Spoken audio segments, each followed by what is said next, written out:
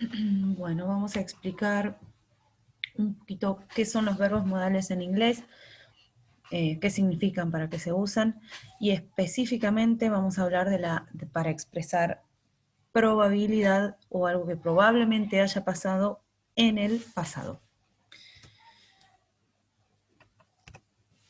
Bueno, ya empezamos bien. Ahí está. Los verbos modales son, o modal verbs, como dice acá, son verbos auxiliares. Quiere decir que siempre necesitan tener un verbo al lado, no se escriben solos.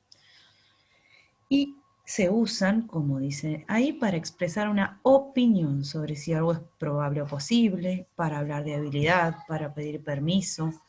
Es decir, que la característica principal que tienen es que nos muestran el punto de vista de la persona que está hablando con respecto a esa situación que está contando.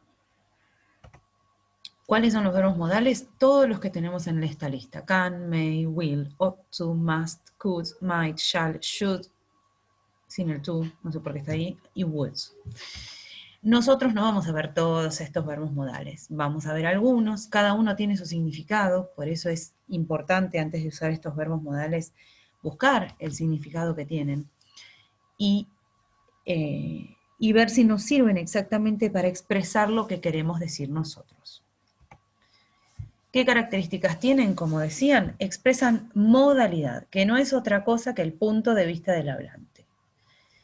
Puede ser, como decíamos antes, para hablar de algo que se puede hacer o que no se puede hacer, para expresar necesidad, para expresar habilidades nuestras o de otras personas, o posibilidad de que ocurra algo. Y como son, ahí dice verbos complementarios. Complementarios significa que son auxiliares, es decir, que los verbos modales, como dice aquí, no funcionan sin otro verbo. Y ese otro verbo, depende de la estructura que estemos usando, la vamos a escribir siempre después del verbo modal y va a estar en infinitivo o como lo vamos a ver ahora en esta otra estructura. Es importante que sepan que no se conjugan y no tienen tiempo, quiere decir que no están ni en presente, ni en pasado, ni en futuro. Los verbos en sí, yo uso el verbo en una estructura para hablar del presente, del futuro o del pasado, pero el verbo may no tiene tiempo ni presente, ni pasado, ni futuro. Lo puedo usar yo en un contexto distinto cada vez para referirme a una situación que haya ocurrido en ese momento, presente, pasado o futuro, pero el verbo en sí no tiene esa carga de temporalidad. Nos vamos a enfocar en lo que vamos a ver en este trabajo, la probabilidad en pasado. Es decir, cuando hablamos de probabilidad, hablamos de cómo usar estos verbos en ciertas estructuras para hablar de suposiciones, de cosas que probablemente hayan pasado, de las que estamos casi seguros, de las que estamos al 100% seguros o de las que dudamos un poco más. A veces depende si tenemos ciertas pruebas para decir lo que decimos, vamos a usar uno. Si no tenemos pruebas, si son suposiciones nuestras, vamos a usar otro.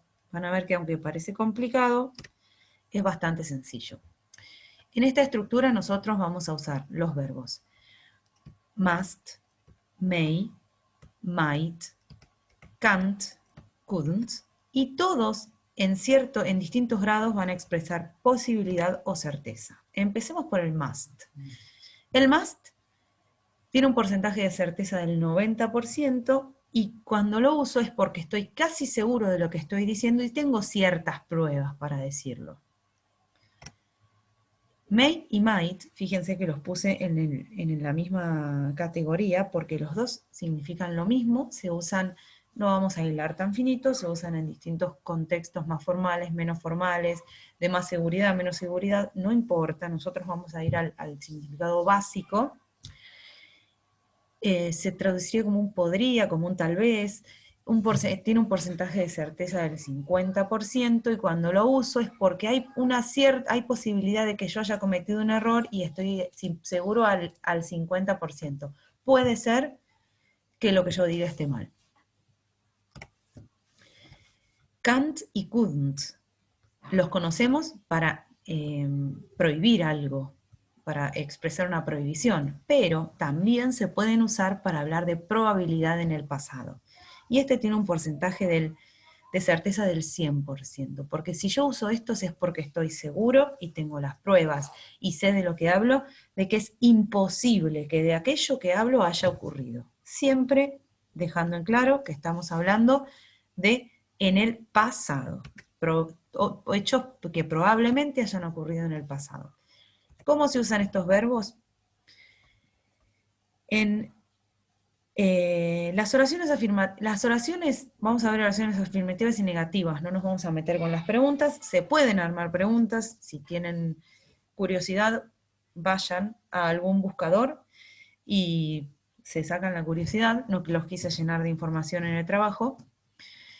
Se arman las oraciones como cualquier otra oración. Primero va la persona o el sujeto, después va el verbo, después va la información. La diferencia es que este verbo tiene 3 partes. Vamos a ver este ejemplo. La persona es I. El verbo tiene 3 partes. Primero el verbo modal, en este caso might. Después siempre sí o sí va el have, que es el auxiliar que vamos a usar ayudando a este verbo modal a completar su significado. Y después va el verbo en participio pasado. El mismo participio pasado que usábamos para armar el pasado perfecto, que usábamos para armar la estructura del tercer condicional, el mismo. Entonces, I es la persona, might have seen es el verbo, y el resto que le llamamos información es el resto de la información que voy a incluir en la oración después del verbo. I might have seen you before es el de un ejemplo de oración afirmativa. ¿Qué pasa si quiero escribir una oración negativa? La persona, el verbo modal, el have, el participio pasado, los 3 constituyen el verbo. Este verbo tiene 3 partes. Si yo estoy escribiendo una oración de probabilidad en pasado y mi verbo tiene 1 o 2 partes, es porque algo me olvidé. Y el resto de la información. She can't have been at home yesterday. Es imposible que haya estado en su casa ayer. Yo estoy segura, seguramente porque esa persona estaba conmigo, por ejemplo. Pero fíjense que la persona she, el verbo tiene 3 partes, el verbo modal can't, porque estoy 100% seguro, have siempre en el medio, y después el participio, el verbo que yo vaya a usar escrito en participio pasado, y el resto de la información. Lo que es importante que nunca, 2 cosas nos tenemos que olvidar, no nos tenemos que olvidar, quiero decir. Que el verbo tiene 3 partes, siempre sí o sí, el verbo modal, el have y el participio pasado, que nunca vamos a poner has en esta estructura, siempre va a ir have, no importa la persona. Y otra cosa que se tienen que acordar, que no está escrita ahí, es que el verbo siempre, siempre, siempre lo van a escribir en participio pasado.